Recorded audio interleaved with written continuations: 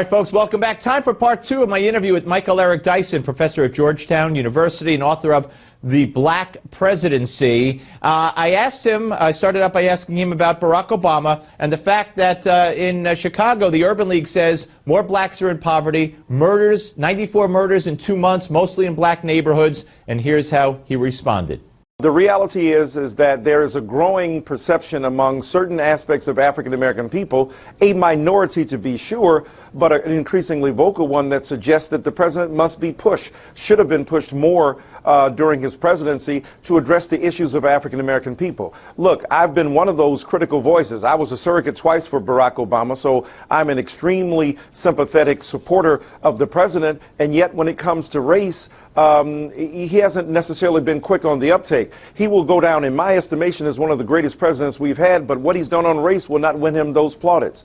So when you talk about race and African American people, there is a subsection of African American people, progressives, liberals, leftists, and those who are simply, looking for a reasonable response of the bully pulpit of the president to address the issues that are important. For instance, when the president went to Newtown, that moved him to go to the White House, to sign an executive order dealing with guns, to cry tears over the young children of Newtown, as he should have, because he said it was the worst day of his presidency. And yet he was forced, cajoled to even visit Chicago, his own birthplace, not his birthplace literally, but the birthplace of his political career.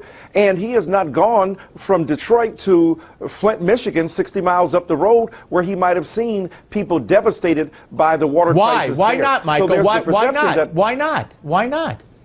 Well, look, I think it was a political miscalculation. I think if that had been George Bush going to 60 miles outside of Katrina, right, African American people may have been up in arms. So let's be fair about it. Double standard, the president right? did not go to Flint, Michigan, and it's not a good look for the president of the United States of America not to address this issue. And then, as an African American president, the first black president, to address people who are disproportionately affected by that crisis is rather lamentable. Yeah, all right. So let me ask you this. Opposition to Obama, I hear that, there's never been anything like it.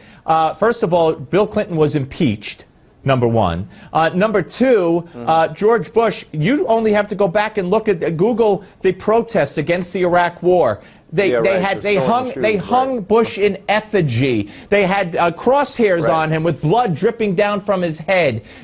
Thankfully, you don't see that with Barack Obama. I mean, I despise everything about Obama, but because of his policies and what I think he believes about this country, not because of the color of his skin. I despise the Clintons. They're white.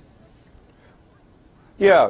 Look, Steve, I'm sure that's true in your case, but you've got to admit, look, everything you said is true in regard to other presidents. A lot of presidents have been subjected to a gross amount of hatred and rancid reaction. But there's an extra layer with Obama. All that stuff you said is true in regard to these other presidents, but in regard to Obama, a lot of that stuff is not merely international and global. It's the homegrown hatred. It's the homegrown reaction that is especially troubling. Denying him legitimacy as an American citizen when it's been proved that he is. Adding the extra layer of the kind of not simple rudeness, but the racial reaction on top of the rudeness. All right, and one more. I want you to see what Melissa Harris Perry tweeted out about MSNBC and the cancellation of her show. She put up, "I will not be used as a tool for their purposes. I am not a token mammy or a little brown bobblehead. I'm not owned by Lack, Griffin, or MSNBC. I love our show. I want it back." Right. Al Sharpton's show was canceled. Now she has these things to say, and I know I think you were once there. I don't know if you still are. What's your take on what's going on with her and MSNBC? Yeah, Reverend Sharpton was moved to Sunday mornings. He still has Politics Nation there in the mornings. Look, Melissa Harris Perry is one of the great public intellectuals in America, and you know, she has a right to her own opinion. As she said, she's grateful for the 4 years of building an audience and having a show on that network. And I worked for that network and enjoyed my time there and appreciated the platform that they provided for me. And I think that, look, it's inevitable that things come to an end. The way they come to an end, you know, certainly sometimes is not as nice and as politic as should be. You know, more power to her. But is there a racial problem there? Do you believe, as she said, I'm not somebody's mammy? I